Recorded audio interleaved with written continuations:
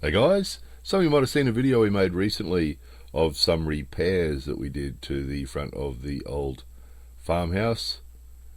That resulted in a pile of this rusty old metal sitting out the front of the house that needed to be removed. We also have a lot of metal lying around the house. One is a funny one. The old guy that used to own the house just had spanners and tools all over the place. And some of you might remember videos from years ago when we were first uncovering a lot of these things, and he had 2 or 3 of everything. In this case, spanners. He had like anything up to 8 or 9 of the same size spanners.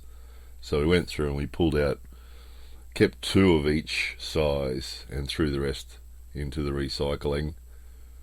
And just other stuff, these metal boxes and those old pumps. So there's the metal from the roof. And a whole bunch of stuff here. Old chains, actually new chains, those chains, but this stuff's been sitting around for about 7 years since we first uncovered it, and some of it's new, some of it's in really good condition, some of it's quite valuable, but nobody wants it. You know, stuff like that is very hard to move in Japan. So, you know, garage sales are unheard of, unfortunately. But quite a lot of weight in metal. There's a couple of pumps there, big water pump, very heavy water pump. And that's from a roidi, the old style open fire. They used to hang those over the fire and cook things in them. So that could be pretty old. But again, it's heavy. We can't sell it on eBay. It's too heavy. And no one in Japan wants it. So they're not that rare either, so you see them in gardens and things sometimes. So we got the unskilled labourer onto it, rented a truck for 6 hours, and the unskilled labourer costs nothing. That's the advantage of using people with no skills. And load it up. You'll see this stuff going on that's not recyclable, so the plan is to put things that aren't metal on the bottom of the load, and then all the metal stuff on the top of the load, and then go to the metal recycling company that actually pays, what do they pay, 26 yen a kilo for metal.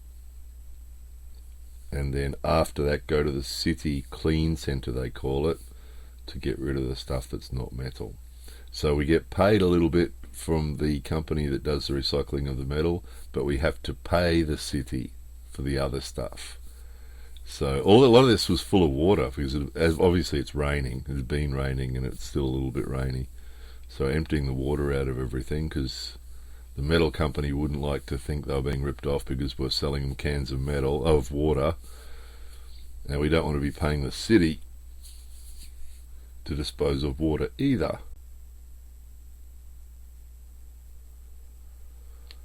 So that fitted reasonably well. Now there was one more thing that would have been good to get on this truck, and some of you might remember from the old videos when we first started doing up the house.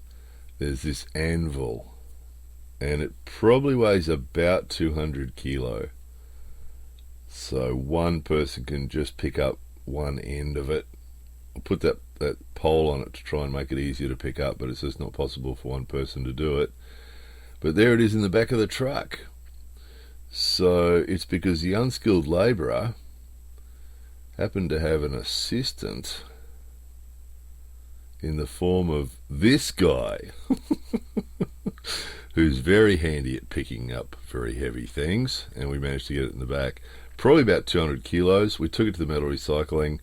The whole truck, the whole load in the back of the truck weighed 300 kilo.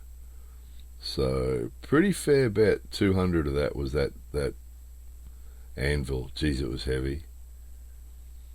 So 300 kilograms at 26 cents a kilogram was 7,800 yen. So that's pretty good. And then we went to the city green center, and they close. They close from 12 to 1, which means you end up with this big lineup of trucks and cars. Because a lot of places in Japan are like this. Everybody has to have lunch at the same time. They're not going to have half the staff go and have lunch while the other half keep the place functioning everybody has to stop work at the same time, which means nothing happens for an hour. So we sit there and wait until they come back from their lunch break, and then they let us in. That's very common. We get that a lot in Japan. So they wait us too. They had a weighbridge there as well. They wait us. We go in, dump the rest of it. So they had one area where we dumped the timber, another area where we had to take some plastic. We had some plastic roofing. You might remember the guttering that we took off the roof. Had to take that over to this other building and throw that in there.